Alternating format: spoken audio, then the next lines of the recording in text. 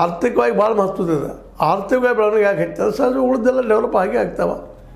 ದುಡ್ಡು ಚಲಾವಣೆ ಆಗುವಂಥದ್ದು ಮತ್ತು ಆಡಳಿತ ಸಮೀಪ, ರಾಜಕೀಯ ಆಡಳಿತ ಇರ್ಬೋದು ಅಥವಾ ಈ ಆರ್ಥಿಕ ಆಡಳಿತ ಇರ್ಬೋದು, ಜನರ ಸಮೀಪ ಬರೋದ್ರಿಂದಾಗಿ ಇನ್ನಷ್ಟು ಅನುಕೂಲಗಳು ಹೆಚ್ಚಾಗೆ ಈ ಎರಡೂ ಜಿಲ್ಲೆಗಳ ಡೆವಲಪ್ಮೆಂಟ್ಗಳು ಸಾಕಷ್ಟು ಆಗ್ತಾವೆ ಅನ್ನೋದು ಅಷ್ಟು ಸತ್ಯದ.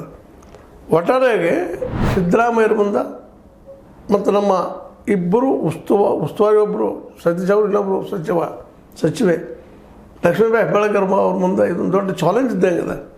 ಆ ನೆಲೆಯಲ್ಲಿ ಇದನ್ನು ಯಶಸ್ವಿಗೊಳಿಸಬೇಕಾಗಿದ್ದು ಅವ್ರ ಕರ್ತವ್ಯನೂ ಹೌದು. ಜನ ಅದನ್ನು ಕೇಳ್ತಾ ಇದ್ದಾರೆ. ಆ ನೆಲೆಯಲ್ಲಿ ಯಾವ ರೀತಿಯಾಗಿ ಎಂದು ಘೋಷಣೆ ಆಗ್ಬೋದು ಅನ್ನುವಂಥದ್ದು ಎದುರು ನೋಡ್ತಾ ಇದ್ದಾರೆ. ಇಂಥ ಸಂದರ್ಭದಲ್ಲೇ ಬಯಲುಂಗದವರು ಕೇಳ್ತಾ ಇದ್ದಾರೆ, ಅವ್ರಿಗೂ ಕೊಡಿ, ಅವ್ರದ್ದು ಘೋಷಣೆ ಮಾಡಿ. ಯಾಕಂತಂದರೆ ಅವ್ರಿಗೆ ಕೇಳೋದ್ರಲ್ಲೂ ಅರ್ಥ ಅದ. ಚಿಕ್ಕ ಚಿಕ್ಕ ಜಿಲ್ಲೆಗಳು ಹೆಚ್ಚು ಅನುಕೂಲ ಆಗ್ತದೆ ಅಂತೇಳಿ. ಅದ್ರ ಜೊತೆಗೆ ಇವು ಎರಡತ್ರ ಮೊದಲಾಗಬೇಕಾಗಿದ್ದು ಇದು ಅಷ್ಟು ಗಮನಾರ್ಹದ. ಭಾಳಷ್ಟು ಹೋರಾಟ ಮಾಡ್ತಾ ಬಂದಿದ್ದದ. ಈಗಾಗಲೇ ಘೋಷಣೆಯೂ ಆಗಿದ್ದು ಜೆ.ಎಚ್. ಪಟೇಲ್ ಸಮಯದಲ್ಲೇ.